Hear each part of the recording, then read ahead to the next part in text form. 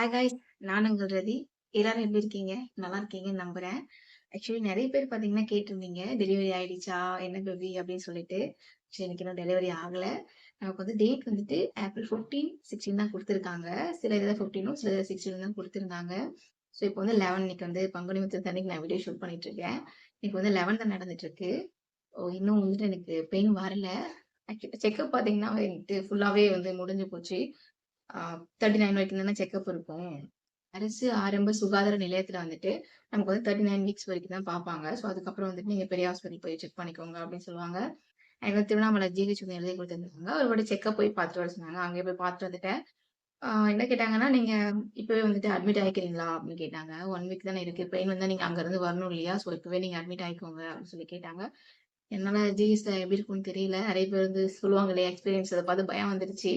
So அதனால இப்ப stay பண்ண வேணாம். எனக்கு பெயின் வந்தா நான் வரேன் அப்படி சொன்னேன். அப்புறம் ஸ்கேன் எடுத்து பார்த்தாங்க. ஸோ நார்மலா தான் இருக்கு பேபி. ஸோ நார்மலா இருக்கும்போது அந்த டேட்க்குள்ள உங்களுக்கு பெயின் வந்துரும். அப்படி வரல அப்படின்னா அந்த டேட்க்கு வந்து நீங்க அட்மிட் ஆயிடுங்க. அந்த டேட்க்கு முன்னாடி நாளே வந்துட்டு நீங்க அட்மிட் ஆயிடுங்க அப்படின்னு சொன்னாங்க. சரி ஓகே. அதுக்காக நான் வலி வரணும் அப்படின்னு சொல்லிட்டு நான் எதுவுமே சாப்பிடல. நிறைய பேர் வந்துட்டு எனக்கு ரெக்கமெண்ட் பண்ணது என்னன்னா, அந்த விளக்கெண்ணெயில ஆம்லேட் வந்துட்டு அது சொன்னாங்க.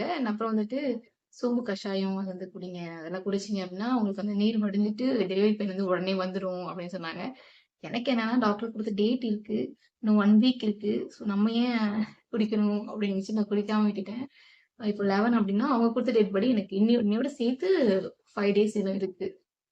டெலிவரி பெயின் அதுக்குள்ள வந்துரும்னு நினைக்கிறேன். அப்படி வரல நம்மளாவே போய் அட்மிட் ஆகணும். நிறைய பேருக்கு பார்த்தீங்கன்னா அவங்க குடுத்த டேட் தாலிலாம் போய் பொறந்திருக்குன்னு சொல்லுவாங்க. சொல்லி நான் கேள்விப்பட்டிருக்கேன். ஸோ நம்ம ஏன் அவ்வளோ அவசரப்படணும்? நம்ம ஏன் ஏதாவது சாப்பிடணும் அப்படின்னு சொல்லிட்டு தான். திரும்பி உடம்பு ரொம்ப டயர்டா தான் இருக்கு. பொய் வலிலாம் சொல்லுவாங்க இல்லையா? அந்த வலிலாம் எனக்கு வந்துருச்சு. பொய் வலிலாம் நிறைய வந்துருச்சு. பட் அந்த இடுப்பு சுத்தி வரும். அந்த ரிங் மாரி வரும் பெயினு. ப்ளீடிங் ஆகும். அந்த மாரி பனிக்கூடம் உடையும். அந்த மாரி எந்த சிம்ப்டம்ஸும் இப்போ வரைக்கும் எனக்கு எதுவும் இல்ல. ஸோ அது மாரி ஏதாவது இருந்துச்சு அப்படின்னா உடனே வந்து அட்மிட் ஆக சொல்லியிருக்காங்க. நிறைய பேர் எனக்கு வந்து பர்சனலா நிறைய பேர் மெசேஜ் பண்ணியிருந்தாங்க. டெலிவரி ஆயிடுச்சா? டெலிவரி ஆயிடுச்சா? ஏன்னா லாஸ்ட் மந்த் வந்துட்டு மார்ச் 9 வந்துட்டு எனக்கு வளகாப் பண்ணி முடிச்சாச்சு. ஸோ அதனால டெலிவரி ஆயிடுச்சா? டெலிவரி ஆயிடுச்சா? அப்படின்னு சொல்லிட்டு எனக்கு மெசேஜ் போட்டுட்டே இருந்தாங்க. எனக்கு தனித்தனியா எல்லாருக்கும் வந்து ரிப்ளை பண்ண முடியல. சரி ஓகே ஒரு வீடியோவா நம்ம மேக் பண்ணிடலாம் அப்படின்னு சொல்லிட்டு தான் எனக்கு ஆக்சுவலி ரொம்ப டயர்டா இருக்கு. இதெல்லாம் ஓகே ஒரு வீடியோ நம்ம எடுத்துருவோம் அப்படின்னு சொல்லிட்டு தான். ஒரு 4 டேஸ் பிஃபோராவே எனக்கு மெசேஜ் வர ஆரம்பிச்சிருச்சு. இப்போ வாட்ஸ்அப்லயோ கொஞ்சம், இன்ஸ்டாகிராம்லயும் கொஞ்சம், யூடியூப்ல கொஞ்சம்னு சொல்லிட்டு சரி ஓகே நம்ம ரிப்ளை பண்ணிடலாம் அப்படின்னு சொல்லிட்டு தான் அந்த வீடியோ. பரவால்ல என் மேல அக்கறைப்பட்டு என்ன என்ன குழந்தை பொறந்திருக்கு அது மாதிரி மெசேஜ்லாம் பண்ண ஆரம்பிச்சிருக்கீங்க. ரொம்ப நன்றி. 9th மந்த் நமக்கு நெருங்குனோனே டெலிவரி டைம் பக்கத்துல வரும்போது பாத்தீங்கன்னா, நம்மளோட வயிறு வந்துட்டு மேல் வயிறா இருந்தாலும் சரி, கொஞ்சம் சென்டரா இருந்தாலும் சரி, அது நல்லாவே கீழ இறங்கிடும்னு சொல்லுவாங்க. கீழ இறங்குனா அவங்களுக்கு வந்து ஒரு 4 to 5 டேஸ்ல வந்து டெலிவரி ஆக போகுது அப்படிங்கிற மாரி சொல்லுவாங்கன்னு சொல்லுவாங்க.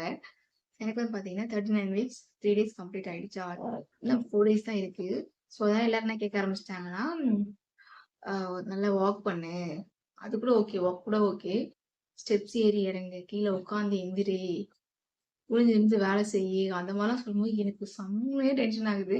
நம்ம நம்மளோட பாடி எப்படி எதுக்கு எல்லாருடைய பாடியும் ஒரே மாரி கிடையாது. சில பேருக்கு வேலை செய்றது ஒத்துக்கும். சில பேருக்கு வேலை செய்றது ஒத்துக்காது. ஸ்டார்ட்டிங்ல இருந்தே பார்த்தீங்கன்னா, எனக்கு 1 1/2 மாசத்துல கன்ஃபார்ம் பண்ண அந்த மந்த்ல இருந்தே பார்த்தீங்கன்னா, எனக்கு உடம்பு வந்து ரொம்ப முடியாது. எனக்கு இப்பதான் கொஞ்சமாச்சும் கொஞ்சம் லைட்டா ஃபேஸ் கூட பார்க்குற மாரி இருக்கு. அப்போலாம் ரொம்ப அப்படியே டல்லா இருந்தேன். ரொம்ப ஒட்டி போயிருந்துச்சு. இந்த கண்ணால ரொம்ப ஒட்டி போயிருந்துச்சு. இப்பவும் அப்படிதான் இருக்குன்னு சொல்றீங்களா? இல்ல எனக்கு கொஞ்சம் பரவாயில்லாம இருக்கேன். முன்னாடி ரொம்பவே வீக்கா இருந்தேன் நானு. ஸோ அப்படி இருக்கும்போது எந்த ஒரு ஒர்க்குமே நான் பண்ண மாட்டேன். சமையல் வேலை மட்டும் தான் நான் பார்ப்பேன். என்னால மாப் பண்றது, அது உட்காந்துட்டு மாப் பண்ண சொல்லுவாங்க. அது எக்சர்சைஸ் மாரி. அது கொஞ்சம் பண்ணுவேன். அப்புறம் வந்து உட்காந்துட்டு பெருக்குவேன். அந்த மாரி எக்சர்சைஸ் மாரி பண்றதெல்லாம் கொஞ்சம் கொஞ்சம் பண்ணுவேன். மத்தபடி பார்த்தீங்கன்னா, ரொம்ப அந்த ப்ரெஷர் போட்டு துணி துவைக்கிறது அதெல்லாம் நான் பண்ணவே மாட்டேன். பண்ண முடியாது என்னால. பண்ணேன் அப்படின்னா ரொம்ப மூச்சு வாங்க ஆரம்பிச்சுரும். ஸோ மூச்சு வாங்குற மாரி நம்ம எந்த வேலையும் செய்யக்கூடாது. ஸோ அதனால நான் செய்யாம தான் இருந்தேன். இப்போ திடீர்னு இந்த மந்த்ல வந்து இத பண்ணு, அத பண்ணுன்னு சொன்னா எப்படி பண்ண முடியும்? ஸோ நார்மலா நமக்கு சில பேருக்கு வந்து டெலிவரி ஆகுறதுக்கு முன்னாடி ஆகும். சில பேருக்கு வலி வந்த உடனே கூட வயிறு கீழ இறங்கும். அப்படிதான் எனக்கு நர்ஸும் டாக்டரும் சொல்லி அனுப்பிச்சாங்க. ஸோ அத நினைச்சு தான் நான் வந்து என்ன ஆறுதல் படுத்திக்கிட்டேன். பார்த்தீங்கன்னா, நமக்கு ஆகுறதுக்குள்ளார இங்க இருக்கிறவங்களுக்கெல்லாம் பீதி ஆயிடும் போல இருக்கு. என்ன இன்னும் ஆகல? என்ன இன்னும் ஆகல? அப்படின்னு. அப்ப அந்த வலிய எப்படா அந்த வலிய அனுபவிப்பா அப்படின்னு பார்த்துட்டு இருப்பாங்களோ என்னன்னு தெரியல எனக்கு ஒண்ணும். நான் அது மாரி தான் நினைக்கிறேன். ஆக்சுவலி ஒரு எக்ஸ்பெக்டேஷனோட கேட்கறது வேற. இப்ப எனக்கு நெறைய பேர் இந்த மெசேஜ் பண்றதுலாம் வந்து அவங்க வந்துட்டு ஒரு அக்கறையிலயோ, ஒரு எக்ஸ்பெக்டேஷன்லயோ வந்து கேட்கறாங்க, பேசுறாங்க. நம்மகிட்ட டைரக்ட்டா கேட்பாங்க பார்த்தீங்களா? அவங்கலாம் வந்துட்டு நம்ம கிட்ட அக்கறையா கேட்கறாங்கன்னு அர்த்தம். யார்ட்டயாவது சொல்லிவிடுவாங்க பார்த்தீங்களா? "என்ன அந்த பொண்ணுக்கு ஆகவே இல்ல? என்ன அந்த பொண்ணுக்கு இது பண்ணவே இல்ல?" அதெல்லாம் வந்து என்னது பொருள் பேசுறது தானே. ஃபோன்ல தான் பேசுவாங்க. ஜெனரேஷனே அப்படிதான் போயிட்டு இருக்கு. இல்ல இது எங்க வில்லேஜ் சைடு அப்படின்னாவே அப்படித்தானே. வெளியவும் அப்படிதான் பேசுவாங்க, உள்ளேயும் அப்படித்தான் பேசுவாங்க. ஸோ ஒண்ண முன்ன விட்டு பின்னாடி ஒண்ணு பேச வேண்டியது. எப்படியும் யாராவது பேசிட்டு போங்க. ஆக்சுவலி எனக்கு பார்த்தீங்கன்னா, எனக்கு இன்னும் ஸ்டொமக்லாம் கீழ இறங்கவே இல்ல. அத நினைச்சு நான் வொரி பண்ணிக்கவும் இல்ல. கடவுள் நமக்கு குடுக்கணும்னு நினைச்சவரு, எப்ப குடுக்கணும்ன்றதையும் டிசைட் பண்ணி வச்சிருப்பாரு. ஸோ அதனால யார் என்ன மைண்ட்னாலும் சரி, நான் வந்து அத பெருசாலாம் எடுத்துக்கவே மாட்டேன். இருந்தாலும் அதெல்லாம் காதுல கேட்கும்போது எனக்கு ஒரு மாதிரி சங்கடமா இருந்துச்சு. ஏன் இந்த மாரிலாம் பேசுறாங்க? அப்படின்ற மாரி இருந்துச்சு. ஸோ பார்க்கலாம். 5 டேஸ் இருக்கு இல்லையா? இன்னும் 4 டேஸ் இருக்கு இல்லையா? ஸோ பார்க்கலாம். பிறகு கண்டிப்பா அப்டேட் பண்ணுவேன். எனக்கு விடுங்க. 10 மாசமா உள்ளயே இருந்துட்டு அது வெளிய வர ஆசைப்படுது. அதுக்கு என்ன பண்ண முடியும்? அது வந்து ஒரு குறை மாரி எல்லாரும் கேட்க ஆரம்பிச்சுட்டாங்க. "இன்னும் ஆகலையா? இன்னும் ஆகலையா?" அப்படின்னு சொல்லிட்டு. டாக்டர் குடுத்த டேட்டே இன்னும் வரல. அதுக்குள்ள ஏன்? அப்படின்ற மாரி இருக்கு. எனக்கு எப்படி ஆயிடுச்சுன்னா, ஒரு 1 வீக் முன்னாடிலாம் வந்துட்டு, ஐயய்யோ! முன்னாடிலாம் ஒரு பயம் இருக்கும். 9 மந்த் வந்துருச்சே! எப்படிடா பெத்துக்க போறோம்னு ஒரு பயம் இருக்கும். இவங்கலாம் கேட்க ஆரம்பிச்ச உடனே, "ஏன்டா இன்னும் பெத்துக்கல?" அப்படின்ற மாரி ஆயிடுச்சு. அப்புறம் தான் அந்த லேப்ல தான் சொன்னாங்க. "உங்களுக்கு எல்லாம் நார்மலா தான் இருக்கு. 1 வீக் தான் இருக்குல்ல. நீங்க வெயிட் பண்ணுங்க. பெயின் வர வரைக்கும் வெயிட் பண்ணிட்டு, அதுக்கப்புறம் வந்து அட்மிட் ஆயிக்கோங்க" அப்படின்னு சொன்னாங்க. அவங்க ஒருத்தர் மட்டும் தான் அப்படி சொன்னாங்களே. மத்த எல்லாரும் "அட்மிட் ஆயிக்குமா, அட்மிட் ஆயிக்குமா" அப்படிதான் சொல்லிட்டு இருந்தாங்க. நெக்ஸ்ட் பார்த்தீங்கன்னா, நான் வந்துட்டு என்னோட 3 மந்த் ஸ்கேன் ரிப்போர்ட்ல இருந்து எல்லாமே வந்து நான் எக்ஸ்பிளைன் பண்ணி போட்டிருப்பேன். அதுல வந்து என்னோட 9த் மந்த் ஸ்கேன் ரிப்போர்ட் மட்டும் நான் இன்னும் போடல. ஸோ அதுவுமே இன்னைக்கு இல்ல நாளைக்கு வந்து நான் அப்லோட் பண்றேன். ஸோ அத மறக்காம பார்த்துக்கோங்க. சரி ஓகே கைஸ். ஆனா இன்னும் கூட யாருமே வந்துட்டு எனக்கு ஜெண்டர் ப்ரெடிக்ஷன் வந்துட்டு இதுதான் இருக்கும் அப்படின்ற மாரி யாருமே எதுவுமே சொல்லல. ஸோ நான் வந்து இத ஒரு ஃபோட்டோ வந்து அப்டேட் பண்றேன். இந்த ஃபோட்டோ வச்சு முடிஞ்சா அந்த ஷேப் சொல்லுவாங்க இல்லையா? அந்த ஸ்டொமக்கோட ஷேப் வச்சு சில பேர் சொல்லுவாங்க இல்லையா? இந்த பேபியா தான் இருக்கும் அப்படின்ற மாரி. ஸோ முடிஞ்சா அந்த மாரி நீங்க கெஸ் பண்றீங்களான்னு நான் பார்க்குறேன். கெஸ் பண்ண முடிஞ்சா நீங்க கமெண்ட் பண்ணுங்க.